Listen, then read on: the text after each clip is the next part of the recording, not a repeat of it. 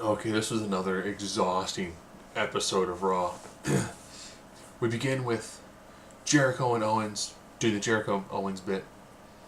Then Roman Reigns comes down and so he essentially drives a wedge between Kevin Owens and Jericho, with Owens being like, I don't need Chris. I don't need him. So I guess they've broken them up? I was hoping for another mid evening swerve, but it just didn't happen, so okay. As Jericho is leaving, he gets attacked by Rollins, who pedigrees him on the top of a car. Wicked visual. Which then of course leads to Owens Roman Reigns. If you follow anything, they've already said the match for Roadblock is Roman Reigns, Owens. So it is your standard standard Reigns match. He gets beat down out of nowhere, hits a couple of moves. They fake out a spear attempt. He gets on second time. 1, 2, 3. To a chorus of some pop, still kind of some booze.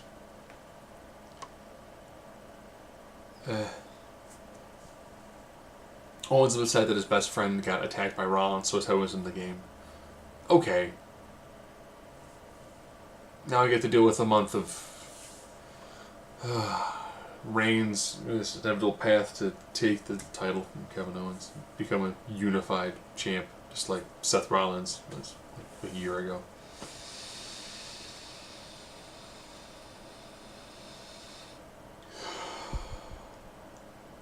Strowman kills R-Truth, and then Goldust. Then Sami Zayn attacks him. And then he goes for the tree of woe, I'm gonna really kill you, Sami Zayn. And then like 4 refs stop him. Which then leads to a nice interchange between Foley and Sami Zayn. Foley's like, I'm protecting you from hurting yourself. So it's the same speech he kind of gave the women before Hell in a Cell. And he really got Strowman as this wicked monster. Zayn is like, you can't do this to me, match for opportunity, you're a hypocrite. It needed one thing. He should have called him a hypocrite, and then he should have ended it with, maybe I'd be better off on SmackDown, and then left the ring. If he would have thrown in that one little, maybe I'd be better off on SmackDown, or the Blue brand, that would have just, it would have been an epic. It was like a really good promo, but if he would have ended with that one little bit, or maybe I should call Daniel Bryan, and then walk away. You know, he needed that little extra oomph. The fire was there, but you can tell it was just flashing. It needed that explosion to really get that going. The New Day and the Club. 17 days, they'll drop the belts to somebody. So they'll probably lose it maybe at Roadblock. Maybe they'll lose it at Royal Rumble. Right now, it's the crowd still pops for them, but they're not the most over tag team. The Club, I'm glad they're not doing the comedic shtick anymore. They hit a combination powerbomb, like top rope diving neckbreaker, which Wood kicks out at it too. No, you should have had him hit that spot. Kofi should have got on the apron, distracted the ref. Then they could have gone to their finish. I do like that with Big E's dive through the middle rope spear. Anderson took it beautifully. Instead of flat backing, he took the hit and then like pivoted to the side, which allowed Big E, instead of going head first, to hit it and then rotate and land on his side. Million times safer. Still looked great. Cool. New Day. Woods reverses an Okada roll, gets a handful of tights. 3 count. Cool. Sheamus and Cesaro were at a bar. And of course, like every time wrestlers are in a bar, it's overcrowded. The guy's like, yeah, I'm gonna talk in your face. I'm gonna burp in your face. I'm like a smaller version of Braun Strowman. Ooh. You're that Irish guy, right? You look stupid. But I'm taller than you. Why are you sitting down? And then they just destroy him. Throw a guy through a wall, smashing bottles. It's like, she was like, it's an open bar! Will you cheer me a little bit? Like, can't offer booze. He's like, how about some Guinness? And I don't drink, but I know a freshly poured glass of Guinness has like an inch thick layer of foam because of all the additional carbonation added to it, which also makes an oxidative stability layer. So you don't get the oxygen mixing back into the beer and making it stale. It keeps the beer fresh throughout the whole drinking experience. There's no head on these. Seamus takes a swig, says, "I'll hold it like." Yeah, this is like bread. No, look at me. No, complex carbohydrates. What's the gas made out of brown rice? There isn't one. I will hold this. If I drink it, I will not be the Swiss Superman that I am. So hopefully the New Day get demolished by them if they're on the same page. Once that's done, there's really no other tag teams because the division is really weak. Enzo and Big Cass continue their feud with Rusev. How you doing? While discussing Thanksgiving, how you doing? And Lana really hoping and praying she got to see Enzo's giblets again, because she can only imagine in her mind getting her turkey stuffed with Enzo, because he is not SAWFT, soft.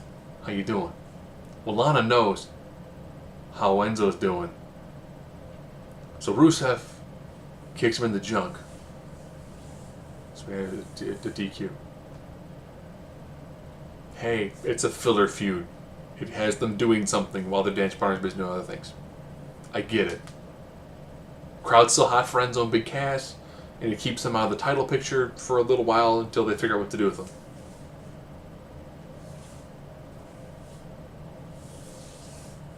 We had 2 cruiserweight matches. Cedric Alexander, who didn't get a pop until they said he was from Charlotte, North Carolina, took on Tony Nese with Drew Gulak on the outside. Nice athletic competition. Distraction from Gulak allows for the pump handle powerbomb that Nese uses. It's a nice match. But the crowd doesn't care because they get no character development. So Divas 2.0 is the cruiserweight division. But then we get to see Noam Dar. No Pop Dar. Taking on Rich Swann. We get a bit of a pop. Rich Swann beats him with that wicked kick. I still can't tell if it is a thigh slap or he claps his hands, but it just, there's a snap to it that's brilliant.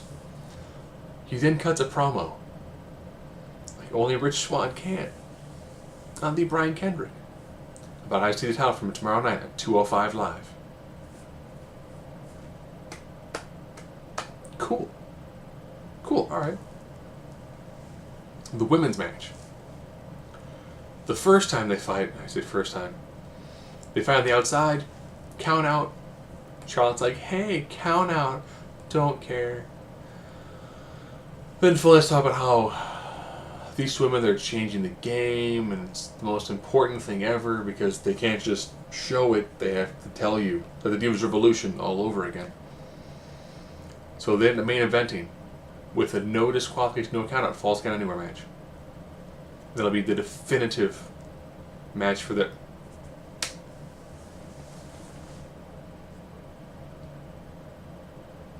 They main evented Hell in a Cell in a Hell in a Cell.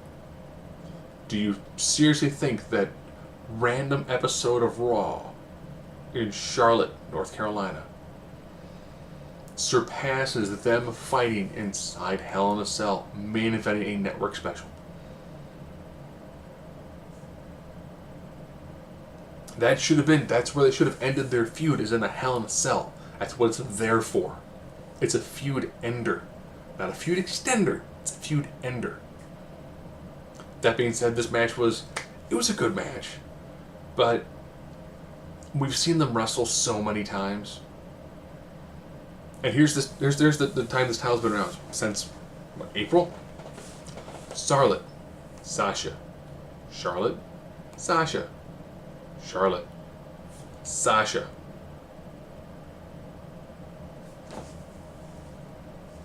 So Charlotte technically had it first, lost to Sasha, won it back, lost to Sasha, won it back, lost to Sasha. So technically, she's a 3-time champion.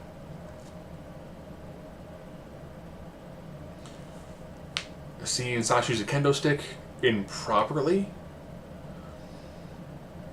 because she was like swinging wildly. You can tell that Charlotte's like, "Oh God, Jesus, you're hitting me in the wrong spots." She breaks out the figure 8 using a kendo stick. Good thing the referee kind of kicked it over to her. And you tell that she hits her like in like the sternum, like abdominal area, and it's just you guys are like, "Whang!" She's like, "Oh God." Charlotte has a look of like, that really hurt. And they fight into the crowd. The ending visual of Sasha using effectively the handrail of the steps for a bank statement, it's a wicked visual. But I hope their feud is done.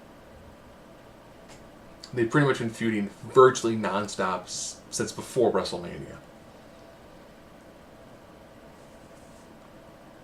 Where does Sasha go on from here? If that's the final match, then Charlotte's going to rematch? It's kind of odd. Will Sasha go on against Bayley? Will it be Nia Jax?